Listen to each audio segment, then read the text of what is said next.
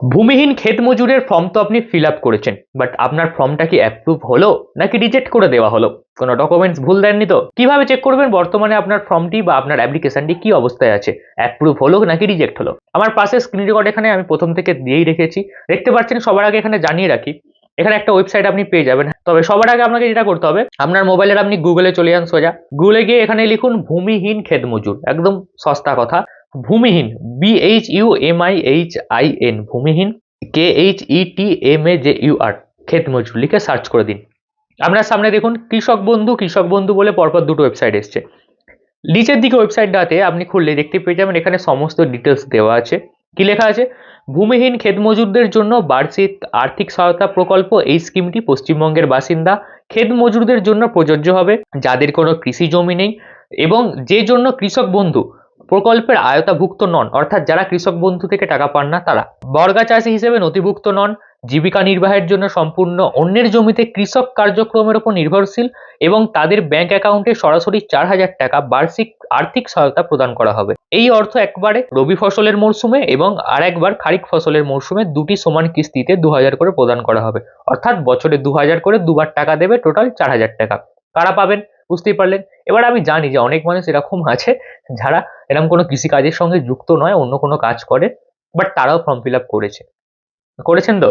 কিন্তু এবার আপনি চেক করবেন কি করে যে আপনার ফর্মটা অ্যাপ্রুভ হলো কিনা। সেটার জন্য আপনি ব্যাকে চলে আসুন। ওই যে সার্চ করেছিলেন ভূমিহীন ক্ষেত মজুর, সবার প্রথমে একটা ওয়েবসাইট আছে দেখুন, আরে গভর্নমেন্ট অফ ওয়েস্ট বেঙ্গলের ভূমিহীন ক্ষেত মজুর, ডাইরেক্ট ওটাতে ট্যাপ করুন। দেখুন এখানে ফার্মার সার্চ বলে একটা অপশন চলে আসছে আপনার কাছে। যদি না আসে ব্যাক করে আরো একবার সার্চ করবেন, চলে আসবে। এখানে নিচে একটা বক্স আছে, লেখা আছে দেখুন, সার্চ বাই অ্যাকনলেজমেন্ট নম্বর, আধার বা মোবাইল। অর্থাৎ আপনি যে ফর্মটা জমা দিয়েছিলেন তার অ্যাকনলেজমেন্ট নম্বর দিয়ে সার্চ করতে পারেন, আধার কার্ড নাম্বার দিয়ে সার্চ করতে পারেন, বা আপনি ফর্ম ফিল আপের সময় যে নাম্বারটা দিয়ে রেজিস্টার করেছিলেন বা ফর্মে যে নাম্বারটা দিয়েছিলেন বা আপনার আধার কার্ডের সঙ্গে যে মোবাইল নাম্বারটা লিঙ্ক আছে, সবই যদি একরকমই হয় বা একটা মোবাইল নাম্বারই হয়, সেই নাম্বারটা এখানে দিয়ে আপনি সার্চ করতে পারেন। সার্চ করলেই কি দেখাবে? সার্চ করলেই আপনার সমস্ত ইনফরমেশন এখানে চলে আসবে, যে আপনি কবে ফর্ম জমা দিয়েছেন, আপনার ফর্মটা বর্তমানে কি পরিস্থিতিতে আছে, A to Z। আর যদি না দেখায় তখন কি করবেন? যদি না দেখায় তখন আপনাকে একটা কাজ করতে হবে, সেটা হলো যে অপেক্ষা করতে হবে। কারণ আমরা জানি যে 26 তারিখ অবধি লাস্ট ডেট। এবার অনেক ক্যাম্পে কি হয়েছে যে ফর্ম জমা পড়ার কিছুদিন পর থেকেই বা সেদিন থেকেই আপলোড করা স্টার্ট হয়ে গেছে। বাট অনেক ক্যাম্পে এখন এরকম আছে যে সব একদম 26 তারিখ অবধি টোটাল ফর্ম জমা নিয়ে নেবে, তারপর ওয়েবসাইটে তারা আপলোড করবে। তাই আপনারটা যদি এখন এখানে কিচ্ছু না দেখায়, তাহলে জানবেন এখন অবধি আপনার অ্যাপ্লিকেশনটা ওয়েবসাইটে আপলোড করাই হয়নি। তাই কিছুদিন অপেক্ষা করবেন এবং ভিডিওটি সেভ করে রাখুন অবশ্যই, না হলে কিন্তু ভুলে যাবেন। একদম সেম ভাবে কিছুদিন পর আরো একবার ট্রাই করবেন, যদি না দেখায় আরো কিছুদিন পর ট্রাই করবেন।